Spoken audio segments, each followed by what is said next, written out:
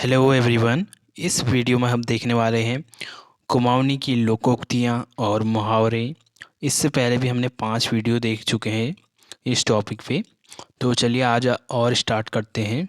तो पहला देखेंगे, एक तई रोटी ल खोटी, एक तरफी माया ल खोटी। तो इसका क्या मतलब होता है, अगर एक तरफ पकी रोटी की तरह ही एक तरफ से स्नेह भी ठीक नहीं होता है। अगर एक तरफ रोटी पकी है, एक तरफ कच्ची है, तो क्या आप खा सकते हैं उसको? नहीं खा सकते हैं। तो इसी तरफ एक तरफ का स्नेह भी ठीक नहीं होता है। अगला देखेंगे, कुल्ली जे छे चे के रो छे। अब कुल्ली है तो देखा क्या है, मतलब इसका मतलब ये है, व्यक्ति का जो काम है उसे उस पर लग जाना चाहिए। जैसे आपका काम पढ़ाई करना है तो आप पढ़ाई करते रहिए जब तक आपको मिल नहीं जाता है। वो नहीं कहते एक बार हाथ डाल दिया किसी काम में तो उसको पूरा ही करना चाहिए। अगला है, खवाई बरेती भुगताई गवाह। तो इसका क्या मतलब है, अगर काम निकल जाता है फिर व्यक्ति का जो महत्व है, जो उसकी इम्पोर्टेंस है, वो ख़त्म हो जाती है। तो इसका यही मतलब है। अगला देखेंगे, गढ़वाल कटक तो कुमाऊँ सटक, कुमाऊँ कटक तो गढ़वाल सटक। अब विपत्ति आ रही है उस पर तो वो कुमाऊँ सटक जा रहा है। कुमाऊँ में विपत्ति आ गई तो गढ़वाल सटक जा रहा है। मतलब अवसरवादी होना, विपत्ति से ही भाग जाना, यहाँ से वहाँ, वहाँ से यहाँ। गरीबे की मौक नारसिंग। तो जो गरीबे की मौक है, मौ मतलब क्या होता है, घर। तो गरीबों का ही भगवान होता है, गरीबों के घर में ही भगवान आते हैं। मतलब नारसिंह मतलब एक नारसिंह देवता हैं। गाड़ तरी जाठ निखेड़न। अब गाड़ तरी जाठ निखेड़न, इसका क्या मतलब है, मुसीबत में जो साथ देता है उसका साथ कभी नहीं छोड़ते हैं।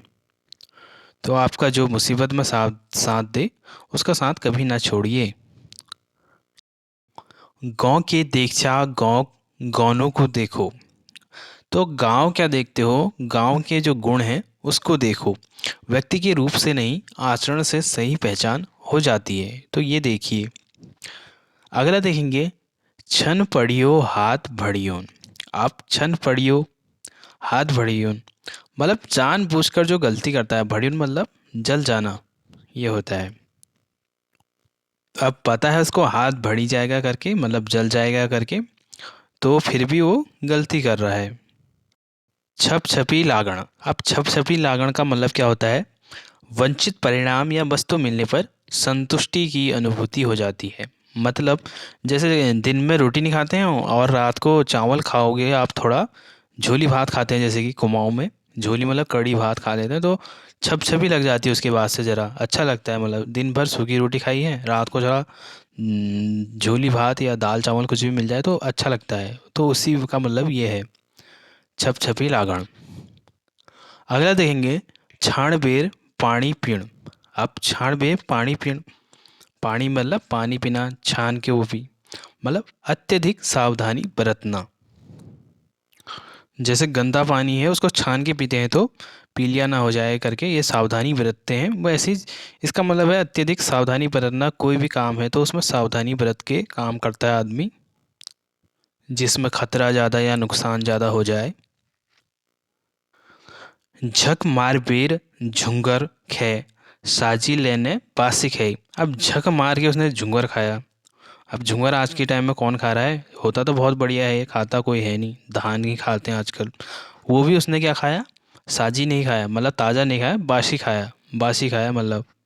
और तो इसका क्या मतलब होता है, परिस्थितियों के अनुसार समझौता करना पड़ता है। अगर भूख लगी है उसको तो आप, साजी तो उसको मिला नहीं, तो बासी ही खा लिया बेचारे ने, अब उसको वही खाना पड़ा। तो अब जैसी परिस्थितियाँ होती हैं, देश काल परिस्थितियाँ जैसी होती हैं, उस हिसाब से समझौता करना ही पड़ता है।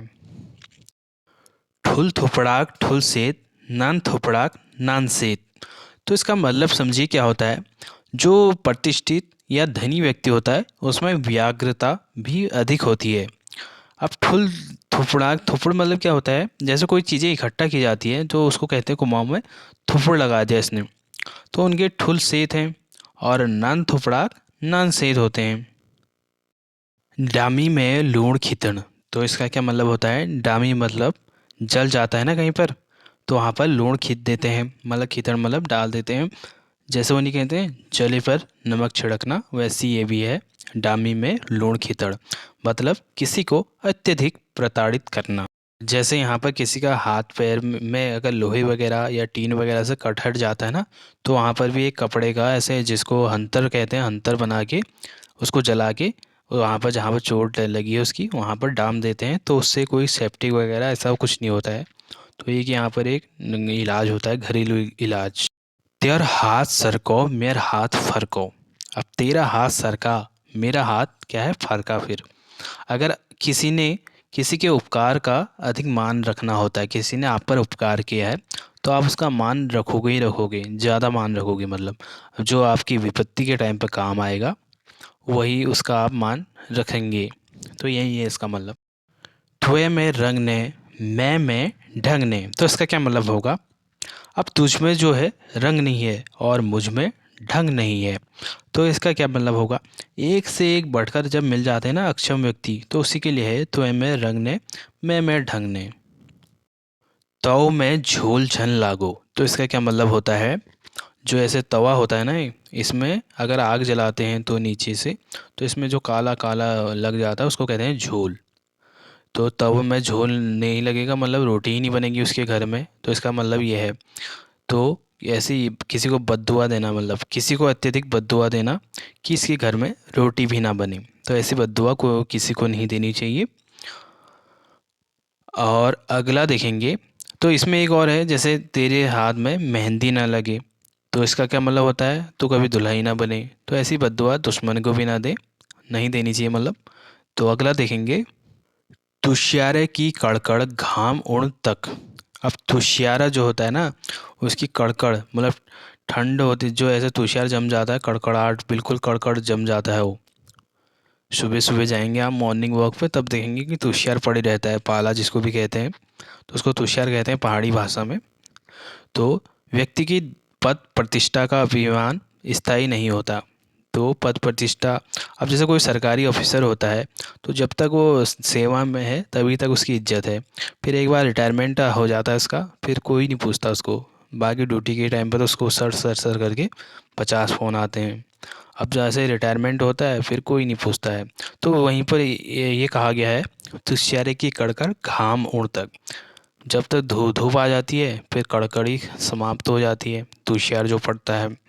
अगला देखेंगे, तू ले ठग मैं ले ठग, चल पहली द्वार तो ढक। तो इसका क्या मतलब होगा। दो शातिर धूर्त व्यक्ति पहले एक दूसरे के दोष छुपाते हैं। अब तू भी ठग है मैं भी ठग हूँ, पहले द्वार ढक लेते हैं फिर करते हैं अपनी बात। इतना तेरा भाई इतना मेरा पैसा, तो ऐसी है ठगों का। तेरी पहलाग मेरी कत्थब, तो इसका क्या मतलब होगा। अब जो तेरी पहलाग है वो मेरी कत्थब है, ऐसे बस हो गया। ऐसे नहीं कहते हो, कोई मतलब ज़्यादा ही पैसों वाला आदमी है तो ऐसे कहता है हाँ हाँ हाँ, चल ठीक है। कत्थब तो ऐसी है, तेरी पहलाग मतलब नमस्कार तेरी, मेरी कत्थब हुई हो। तो अभिमान में किसी के मान सम्मान को, संबोधन को ही मान सम्मान करता है, उसी को नकार देता है आदमी, जिसे ज़्यादा ही पैसों का घमंड आ जाता है, तो वही है तेरी फैलाक मेरी कत्थब। अगला देखेंगे, तय द्याप्त के कुएं निमिल जो मेर आंगा। तो इसका क्या मतलब होगा, इस देवता को कहीं और नहीं मिला जो मेरे ही आंग आ गया ये, तो ये कहते नहीं है अक्सर। तो ऐसी है देवता, देवता मतलब देवता, आंग मतलब मेरे अंदर आए। तो इसका क्या मतलब होता है, किसी भी काम के लिए अपने को आगे करके फिर एहसान दिखाना, ऐसा मतलब होता है। अब जैसे जिसके आंग देवता आते हैं, अगर सपोज किसी के आंग ऐसे देवता आगे, तो पहले तो आगे जाएगा, देवता क्या है आगे नाचने के लिए जाता है। फिर बाद में जब वो थम जाएगा उसके बाद कहेगा इसको कहीं और जगह नहीं जो मेरे आंग आया, पहले खुद ही जाता है वो देव। तो इसका यही मतलब है। अगला देखेंगे, थाकी बल्द के नड़ूड़। तो इसका क्या मतलब होता है, किसी की विपत्ति या मौके का फ़ायदा उठाना। तो बैल थक गया है, तो उसकी विपत्ति का फ़ायदा उठा रहा है कोई। थूकाक आस लगे बेर की निहुन। अब थूक के आंसू जो लगा दिए गए ऐसे ना आंखों में, तो उसके आंसू लगा के क्या होगा, कुछ ही नहीं होगा। मतलब मिथ्या प्रपंच का पता चल ही जाता है। जो ऐसे छल कपट करता है, प्रपंच करता है, ऐसे थूक के आंसू लगा देगा अगर वो, तो उसका पता चल ही जाएगा कि ये रो रहा है नहीं रो रहा है करके। तो ऐसी है इसकी कहानी। अगला देखेंगे, 10 दसे 20 बगवाल कुमु 20 फुल भगवाल। तो इसका क्या मतलब होता है, 10 दसे बीत गई, 20 बगवाल बीत गए। बगवाल एक पर्व है, बगवाली पोखर का एक मेला भी होता है अल्मोड़ा ज़िले में। तो कुमाऊँ 20 हो गए, फुल भगवाल हो गई। तो इसका क्या मतलब है, इंतज़ार के दिन गिनते रहना। जैसे एक पोस्टर नहीं होता हो, तुम कब आओगे लिखा रहता है उस पर, तो ऐसी इसका भी हिसाब है। अब इंतज़ार के दिन गिनते रह रहा आदमी, कब उसकी नौकरी लगेगी, सरकारी नौकरी। तो ये हिसाब इसका। दशरथ को बाण दशरथ लागो। अब इसका क्या मतलब है, जो राजा दशरथ थे उनने एक बाण चलाया, तो किसी इंसान की मृत्यु हो गई थी वहाँ पर, जब भी वो शिकार करने गए थे। तो दशरथ को ही लगाओ, फिर उन्हीं को लगाओ। उसने वो श्राप दे दिया कि अब तुम भी अपने पुत्र के लिए ऐसी तड़पोगे। तो राजा राम जैसे वनवास गए उस टाइम पे, तो उनको फिर दशरथ उनकी याद में ऐसी रोने लग गए फिर, तो ऐसी उनकी मृत्यु हो जाती है। तो अपने जो कर्म होते हैं ना, उनका पश्चाताप आदमी को करना ही पड़ता है। तो इस हिसाब से अच्छे कर्म करिए, अच्छे कर्म करिए, इसका कहने का मतलब यही है। अपने दुष्कर्मों का फल व्यक्ति को भुगतना ही पड़ता है, वो तो चाहे वो राजा दशरथ हो चाहे कोई हो। 10 महड़ बोको, ठीक हो गया, 9 महड़ सेको फिर उसको, 35 को धोको। तो इसका एक ये निकम्मी औलाद के लिए कहा गया है, निकम्मी या नालायक औलाद के लिए। 10 महीना उसको बोका, 9 महड़ उसको सेका, फिर उसको धोखा दे के चले गया हो अपनी पत्नी के साथ, माँ बाप को छोड़ के। तो इसका मतलब यही है, धोखेबाज और निकम्मी औलाद। दली दाल फली चावों खे, निमखण भय रहे। अब दली दाल खाना और फली चावल खाना और निमखण बह रहे फिर, ठीक हो गया।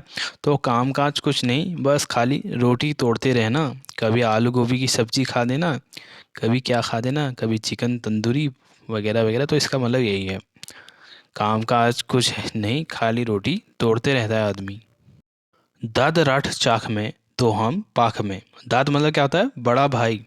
वो चाक में आएगा तो हम पाख में पहुंच जाएंगे। पाख मतलब छत में। और चाक मतलब क्या होता है, ये जो बाहर का कमरा होता है उसको कहते हैं चाक। अंदर का क्या होता है, इसको मालखन या माल भीतर कहते हैं। तो वो चाक में आएगा तो हम पाख में पहुंच जाएंगे, छत में पहुंच जाएंगे। इसका क्या मतलब हुआ, देशवश किसी भी हद तक अपने को गिरा देना। तो अपने को किसी भी हद तक गिरा देना। अगला देखते हैं, द्यप्त नवाण गए हुमड़ दगड़ लग। अब द्यप्ता नवा दिया उसने, तो हुमड़ क्या है, दगड़ लग गया। अब द्यप्ता नहला ले कहीं, वो कहीं गए गाड़ में, तो वहाँ से क्या लग गया, मशाण लग गया उस पर। तो इसका क्या मतलब हो गया, किसी कार्य सिद्धि में नई विपत्ति आ जाना। अब एक कार्य तो सिद्धि होगी उसका, एक कार्य सफल हो गया, देवता नहला दिया। दूसरा मशाण छौं लग गया किसी को, वो दगड़ लग गया फिर पीछे को। कोई कार्य सफल हो गया तो नई विपत्ति आ जाती है, यही मतलब है इसका। दिनांक 4 पहर मेरे मन में 8 लहर। अब देखिए, दिन के तो 4 ही पहर होते हैं, ठीक हो गया, और मेरे मन में 8 लहर उठती हैं। अब इसका क्या मतलब हो गया, मन का अत्यधिक विचलित हो जाना। विचलित हो जाता है ना मन, तो उसी का मतलब ये है, दिन के 4 पहर और मेरे मन में 8 लहर उठ गई। अगला देखेंगे, दूध चूसी खे राखो भात चूसी खिड़ राखो। अब दूध चूस के मैंने खाया है और भात मैंने फेंक रखा है, ऐसी कोई वो नहीं है। मतलब कभी हमने भी संपन्नता के दिन गुजारे हैं, हम भी कभी पैसों वाले थे, मतलब इसका कहने का ये मतलब है। दूध चूसी खे राखो और भात चूसी खेड़ राखो, मतलब फेंक दिया था भात हमने, दूध ही दूध खाया था उस टाइम पे, मलाई। अगला देखेंगे, दूध भात छोड़ दिन पर दगड़ नहीं छोड़न। अब दूध खाना मैं छोड़ दूंगा, लेकिन अपने साथ का जो बचपन का यार है उसको नहीं छोड़ूंगा। अब बड़े बड़े होके तो कौन यार होता है, खैर बचपन में होते ही हैं वो यार। तो इसका मतलब क्या है, अच्छा खाना भी मित्रता के लिए छोड़ा जा सकता है। तो अच्छा से अच्छा खाना, तो मित्र बुला रहा है, छोड़ दे के चले जाना।